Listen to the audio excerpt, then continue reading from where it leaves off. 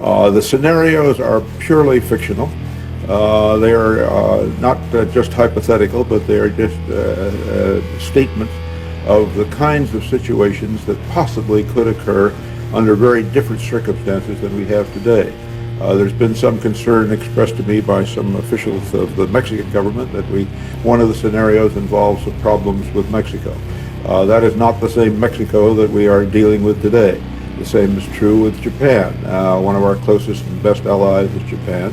And what we're talking about in the book is a scenario that involves a totally different kind of government that takes over after numerous problems with our own trade policies here.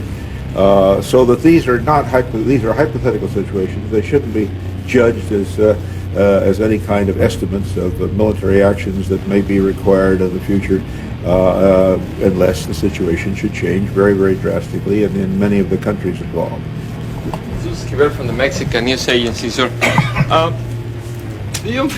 Do you, with all my respect, you don't feel irresponsible from your part to write something about the hypothetically, and you're mentioning at the same time it is pure fiction, but it could be probably be a real scenario, and especially when some Mexican officials, for example, says about the chapter of Mexico that who cares what you write, especially thinking about your background in the U.S. government. No, I don't think it's irresponsible. I think that by a curious coincidence, and one that we didn't plan, the New York Times on Sunday had an editorial listing the potential trouble spots in the world, lead editorial, and it had a considerable amount of space devoted to the problems that could arise in Mexico.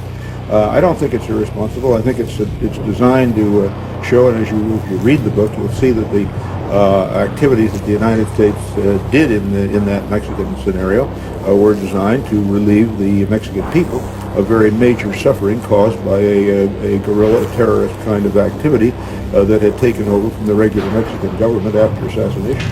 I think it's quite responsible.